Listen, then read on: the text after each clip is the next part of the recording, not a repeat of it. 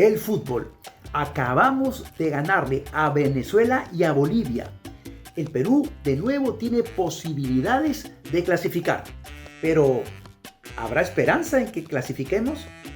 Los peruanos, ¿tenemos esperanza? ¿Somos personas que perdemos la esperanza muy rápido? No se lo pierdan, hoy en Best Coach vamos a ver un programa espectacular y tenemos 2 entrevistas que no se la pueden perder.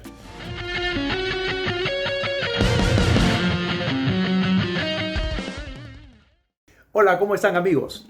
Hoy en Best Coach queremos hablarles de esperanza. ¿Por qué las personas tenemos esta capacidad de creer en que algo puede pasar cuando sabemos por realidades que es imposible? ¿Cuántas veces hemos visto o conocido, o cada uno de ustedes tendrá su historia, donde las personas han recibido una información tan fuerte y nos dicen es imposible que esto suceda? Sin embargo, toda esta realidad hay algo que nos dice que hay una posibilidad, hay una esperanza. ¿Qué es lo que hace que nosotros tengamos esta esperanza? ¿Qué es lo que hace que algunas personas esperemos un milagro? ¿Por qué tenemos esta capacidad? ¿Quién la puso ahí? ¿Y para qué? Si la realidad nos dice que eso es imposible. ¿Por qué somos personas que tienen la capacidad de tener una esperanza en algo? Hoy vamos a ver este tema de la esperanza desde un punto de vista súper interesante. El fútbol. Nosotros, los peruanos, ¿tenemos esperanza en que vamos a clasificar al mundial? ¿Somos una afición que pierde las esperanzas muy rápido? ¿Es una afición que mantiene las esperanzas? Hoy tenemos 2 súper entrevistas con unas personas que conocen muy bien de este tema. No se la pierdan porque van a estar espectaculares.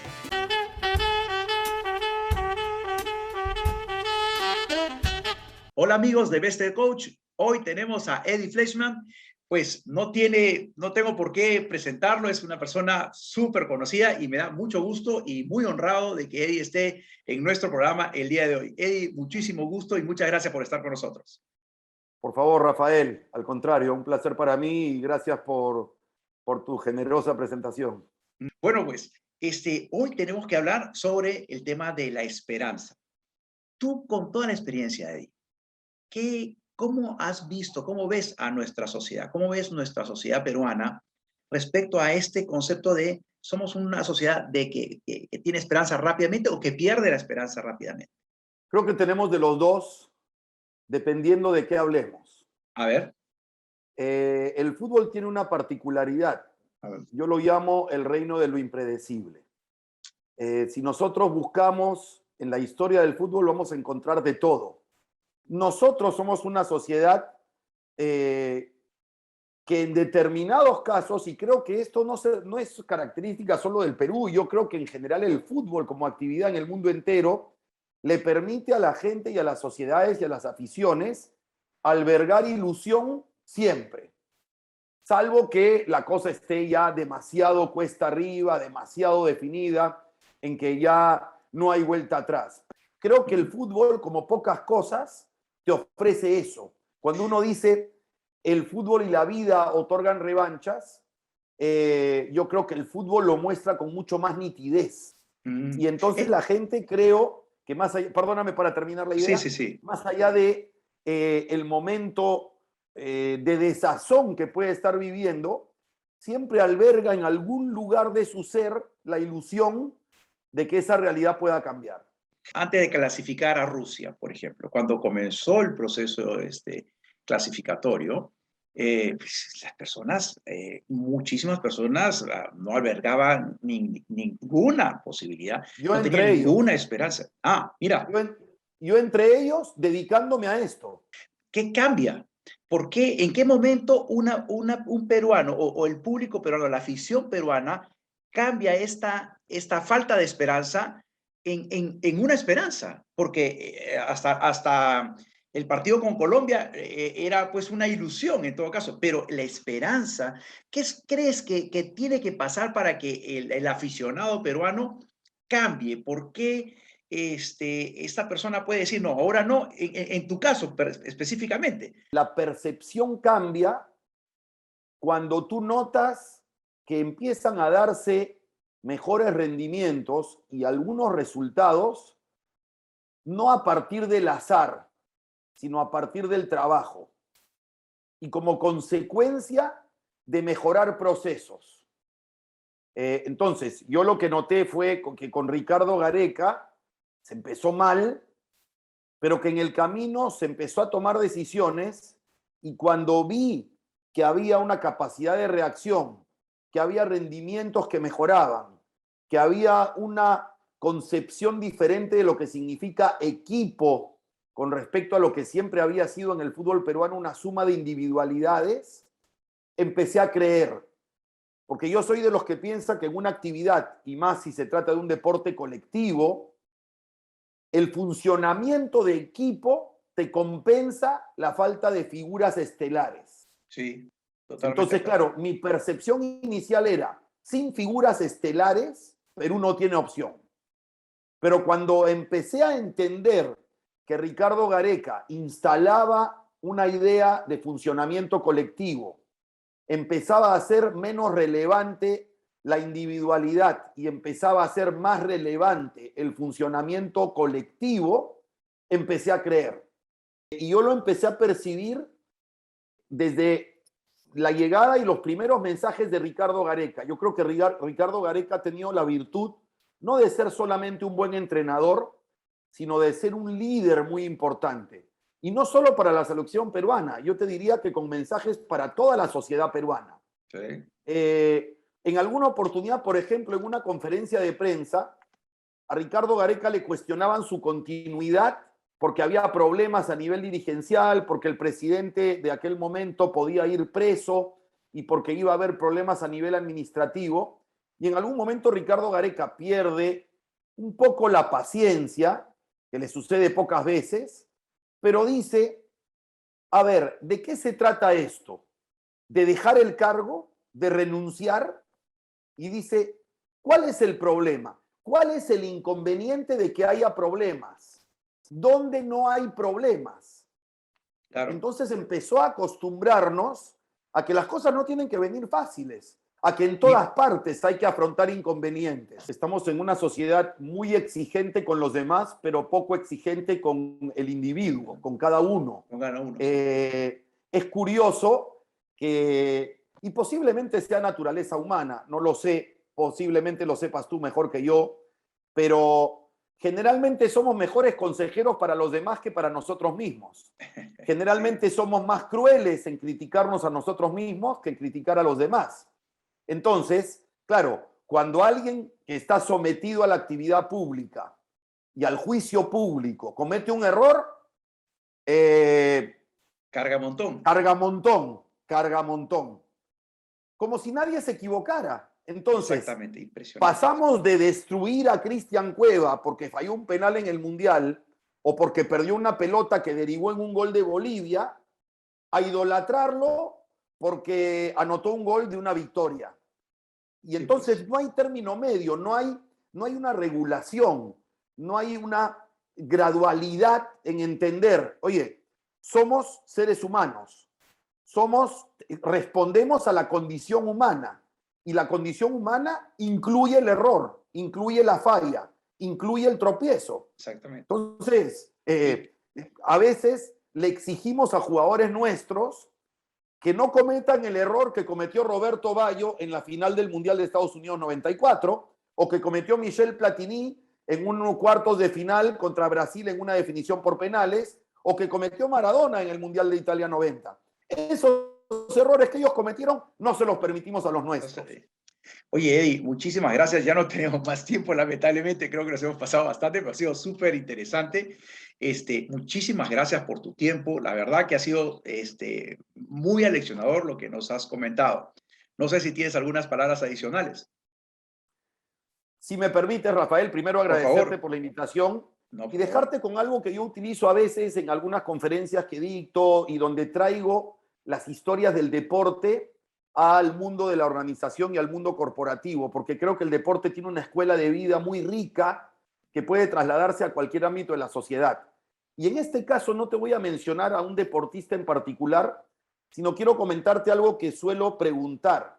Le pregunto a veces a la audiencia, ¿en qué nos parecemos? Yo, tú que me escuchas, Rafael Nadal, o el niño que yo veo cuando me toca hacer Teletón, el niño que yo veo rehabilitándose todos los días durante 5 o 6 años para poder caminar. Yo no voy a ser campeón de nada, no voy a acercarme a agarrar una raqueta de tenis de Roland Garros, menos aún el niño. Nos parecemos en que todos tenemos un desafío, nos parecemos en que todos nos planteamos determinados objetivos y que no tienen que depender de la comparación con el otro. El reto es superarme a mí, la competencia es mejorarme a mí. Claro. Entonces, Perú, para clasificar al Mundial, tenía primero que superar a Perú. Usain Bolt, para batir el récord mundial de 100 metros planos, tenía que batir sus propios récords, no el de los rivales. Claro. Entonces, si nosotros nos quedamos con que la cultura tiene que instalarse en que el desafío es personal e individual, probablemente vamos a entender el deporte como una cuestión dinámica. No se acaba el mundo si no vamos al Mundial. Viene un próximo desafío. Exactamente. Y que los desafíos no solamente son el que viene, sino los que vienen constantes. Constantes, correcto. Exactamente. Puedes superarlo o no. Si no lo superas, sigue siendo tu desafío. Cuando lo superes, inmediatamente nace uno nuevo. Siempre hay desafíos, todos los días, y eso es importante. Pero sobre todo creo que el tema de tener la esperanza te permite seguir creyendo en ir por ese desafío. Porque correcto, cada vez que pierdas la esperanza y dices, no, esto no creo que suceda, o esto es consecuencia del azar, creo que me gustó mucho este concepto de que tienes que, o sea, tú crees en la medida que ves que lo que está pasando es resultado de un trabajo, no es un... No correcto, es que se sustenta. Y creo que eso pasó cuando se dice que cambiaron los chips de los jugadores de la selección. Yo creo que el jugador de la selección empezó a creer cuando se dio cuenta que lo que entrenaba y lo que le decía el técnico y las herramientas que le daba, le funcionaban. Y ahí su confianza creció mucho, su autoestima creció mucho. Excelente. Bueno, y solamente para terminar, Eddie, ¿cuál es tu pronóstico? ¿Vamos al Mundial o no vamos al Mundial? ¿Tienes la esperanza de que vayamos o no? ¿Cuál es tu pronóstico? Tengo la ilusión y tengo la esperanza, pero garantizado no hay nada. No, bueno, no hay nada. Y te repito lo que dije al inicio. El fútbol es el reino de lo impredecible. Así que con esa emoción nos subimos cada vez a la ruleta rusa o a la montaña rusa, que es el fútbol. De un minuto a otro pasamos de la alegría extrema a la tristeza y otra vez a la euforia. Ya, pues, y a disfrutarlo. Eddie, muchas gracias por tu tiempo. Te agradezco muchísimo. Un abrazo, Rafael.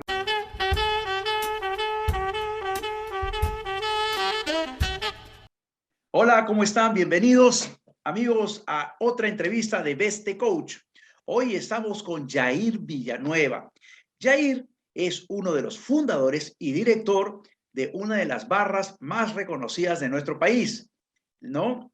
Es una de las barras que nos ha llevado en algún momento a ser considerados la barra más importante del mundo, ¿no? La blanquirroja. Hola, Jair, ¿cómo estás? Hola, Rafael. ¿Qué tal? Un gusto estar aquí, ser parte de este coach y gracias por la invitación. Estábamos hablando sobre el tema de la esperanza y la esperanza desde una perspectiva, entendiendo que la realidad te dice que todo está mal. O sea, la realidad te da mensajes y te dice, no es posible que esto pase. Por ejemplo, no es posible que podamos clasificar, que era algo que nos pasó antes en las clasificatorias para Rusia. Era imposible, era la realidad. Nuestro equipo sacaron a las grandes estrellas, era imposible. Pero ustedes, especialmente, tenían esperanza en que Perú clasificara. La pregunta es, ¿por qué ustedes sí y los demás no? Creo que para nosotros, al menos te cuento cómo nace la blanquirroja rápidamente, porque creo que va a reforzar incluso esa esperanza en nosotros, a diferencia, digamos, del común de personas en ese entonces. La Blanquirroja nace en 2008, en mayo del 2008, y para poner en contexto un poco, Perú estaba en el último lugar de la tabla de la eliminatoria, era la era Chemo, y habían incluso campañas, no solo para desprestigiar a la selección y obviamente a la dirigencia, que te decían explícitamente: no hay que ir al estadio, hay que dejar el estadio vacío, hay que matar el negocio del fútbol, y hay que dejar sin comer a los dirigentes a costa de la selección, ¿no? Habíamos tocado fondo, ¿no? Y yo creo que cuando uno toca fondo, lo único que te queda es remar hacia arriba, remar, ¿no? Avanzar, ya no hay más, ya no hay más fondo. Entonces, para nosotros, para quienes fundamos la Blanquirroja, que somos Jesús, Ron y yo, somos primos, ellos, Jesús y Ronnie, son hermanos, siempre vivimos en la misma manzana, incluso durante 15 años, 16 años de nuestra vida, vivimos en la misma manzana. Nuestros padres eran muy unidos, íbamos al fútbol, íbamos a ver fútbol, íbamos a jugarlo, íbamos a la academia, íbamos a los estadios, éramos de distintos equipos, pero íbamos a ver a nuestros equipos. Claro. Entonces, toda esta construcción detrás de nuestras personalidades y obviamente todo lo que nos generaba la selección y nuestras emociones, hacía que, bueno, nos molestaba la actitud de otras personas que nos decían: siéntate, ¿no? El clásico, siéntate, no me dejas ver. Y por otro lado teníamos un fenómeno de barras para equipos y de alguna que otra selección en Sudamérica, y nos preguntaban por qué la selección peruana, si lleva tantas personas, si es el equipo de todos, no tiene una barra, no hay hinchas organizados detrás. Entonces, nos parecía raro eso y nos molestaba también que no podamos tener un espacio donde encontrar nosotros a personas que también disfruten de la selección peruana como nosotros. Y siempre tuvimos esta idea: en algún momento, ¿por qué no hacemos una barra para la selección? ¿Qué crees que pasa con las personas que están, qué crees que pasa con las personas que son, que tiran la toalla tan rápido? Aparte de la familia y todo, hay personas que no consideran a la selección como una familia y sin embargo dicen: no, sí vamos a campeonar, sí vamos a clasificar, y después algo pasa y ¡pum!, se tiran al suelo. Yo creo que la diferencia creo que la diferencia está ahí, en cómo cada uno construye su relación con la selección peruana, cómo se relaciona, ¿no? A veces, y también a veces vemos nosotros al fútbol como un lugar para desfogar cosas que traemos de otros lados. Y que al final termina siendo así, Sí, creo, o sea, positivo o negativamente. Jair, ¿tú crees que somos iguales afuera del fútbol? O sea, me refiero, en estos momentos hay muchas personas que no tienen ninguna expectativa de este gobierno. O sea, la esperanza de que esto sea algo bueno está cada vez más, ha desaparecido. ¿Tú crees que esto está relacionado con este tema de esta relación que uno tiene con el país? No con equipo de fútbol, sino con el país en sí. Parece que no hay una relación de familia. Esto no es mío. Y si hay una relación, es de expectativa, más de ser más espectador que público, ¿no? Con el país y con la selección.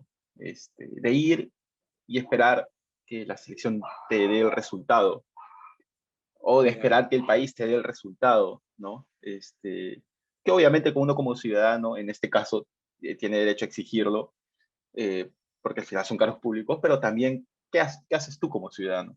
Claro. Claro, es parte del equipo, ¿no? Porque ser un público ahí, estar mirando, un espectador, como dice, y otra cosa es Claro, ser el jugador número 12 realmente, ¿no? Eso es algo exacto. que yo siempre digo, que aunque estés en la sala de tu casa, ese aliento, esa energía Eso. chiquitita va a ser algo bueno.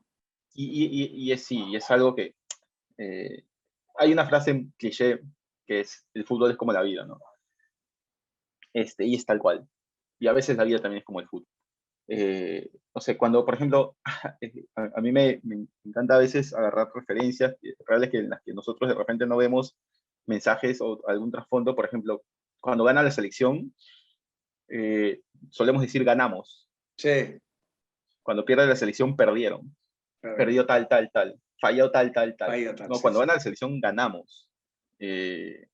Entonces, creo que tiene que ver con eso, ¿no? Tiene que ver con lo que genera el fútbol también, que no solo pasa acá. Les exigimos a los futbolistas que satisfagan nuestras necesidades, ¿no? Como si ellos no lo quisieran hacer.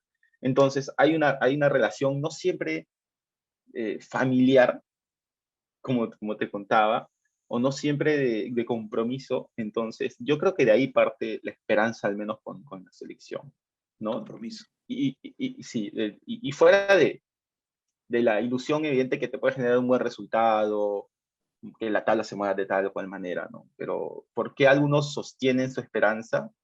Porque la selección, su compromiso con la selección va más allá del ir al estadio o de esperar un resultado cada 3, 4 meses, ¿no? Su relación con la selección viene desde otro lado, desde la familia, desde el fútbol, desde haber ido siempre al estadio, una costumbre. Entonces creo que las costumbres construyen emociones también, ¿no? Construyen afectos y evidentemente yo al menos en las personas que he visto dentro de la Blanquirroja que deben ser un ejemplo de sostener la esperanza durante tanto tiempo, que el fútbol tiene mucho que ver con sus niñez, con cómo han crecido, Claro, ¿no? Alrededor con la vida. y obviamente, claro, y obviamente si hablamos de hoy de chicos de repente de 25 años o de 30, que nos hemos pasado casi la mitad de nuestra vida dentro de la Blanquirroja, y a la Blanquirroja, que tiene ya 13 años, forma parte también de ese crecimiento, ¿no? Y de esa costumbre que hemos tenido detrás de la selección, y evidentemente fortalece ese lazo, ¿no? Ya no es como que, no sé, mañana pierde Perú o no va al Mundial y desaparece la Blanquirroja, ¿no? Ya está, ya es una coraza de esperanza ahí detrás de la selección para nosotros. Si alguien quisiera ser parte de la Blanquirroja, ¿qué tendría que hacer? ¿Qué es lo que tendría que hacer? Yo quiero formar parte de la barra, yo quiero estar ahí gritando, saltando también. ¿Qué es lo que tendría que hacer? Nosotros, hace muchos años, y por esto que te decía también que era muy difícil encontrar a alguien que quiera ser de la Blanquirroja porque quiera entrar a la selección con todo lo que pasaba, creamos una dinámica que creo que no la tiene ninguna barra en el mundo, que se llaman convocatorias. Entonces realizamos eventos físicos antes de la pandemia, luego fueron virtuales, incluso hicimos una de solo de mujeres, para que los que estén interesados en ingresar lleguen a esta reunión, sea virtual o sea física, escuchen de qué se trata la Blanquirroja, qué hace la Blanquirroja, cuáles son las oportunidades de estar en la Blanquirroja, ¿no? Porque hoy no solo estamos en el fútbol, estamos en otros deportes, entonces, ¿qué eventos hay? ¿Cuáles son los valores, los principios que manejamos? Y en realidad esos 3 principios son los más importantes, ¿no? Que es el respeto. Nosotros estamos en contra de todo tipo de violencia, no solo física, psicológica. El estar en la Blanquirroja por convicción, no por conveniencia, estar de verdad comprometidos en que lo más importante es, si es el fútbol, la selección peruana, y si es otros temas, el Perú. Está por encima de otra conveniencia, ¿no? Y por último, la unión, ¿no? La unión en que sabemos que al querer ser un hincha del Perú y de todos los peruanos, vamos a encontrar personas con distintas historias, distintas ideas, distintos hinchajes incluso de clubes, y dentro de la Blanquirroja todos somos iguales, y si es el tema de clubes no se habla incluso de equipos, y todos nos respetamos, ¿no? O sea, abrazar esa diversidad que tiene nuestro país, no solo cultural, sino también de ideas y de historias. Y bueno, y ya, de hecho, todo es parte de un proceso igual para pertenecer a la Blanquirroja, que puede durar 3, 4, 5 meses. Hay chicos que lo han pasado, han pasado ese tiempo siendo parte de la Blanquirroja, y en la que nosotros sobre todo pedimos compromiso con participar, con estar, porque de verdad sí demanda tiempo, y respeto a los valores, ¿no? Yo tengo un amigo que se llama Ricardo Velarde. Él es uno de los hinchas más grandes que conozco, y es amigo mío, gran amigo nuestro, pero su compromiso, su sueño, su esperanza y su cariño y su amor hacia la selección es tan grande que contagia a los demás. Y creo que es algo que deberían trabajar ustedes, y creo que lo han hecho muy bien, pero conscientemente su trabajo debe ser contagiar, no convencer, sino contagiar a las personas, que creo que es lo que están haciendo. Jair, muchísimas gracias por tu tiempo. La verdad que ha sido una cosa súper interesante. Me ha encantado cómo ustedes han ido trabajando y cómo han ido creciendo. Y cuenten con nosotros para cualquier cosa que requieran. para ayudarlos. No sé si ustedes quieren trabajar sobre algún tema de motivaciones y conceptos de manejo del estrés y etcétera, etcétera, que trabajamos nosotros en Best Coach para servirlos. Gracias ¿Okay? a ti, Rafael, por la invitación. Un gusto también. Que te vaya muy bien. Un abrazo.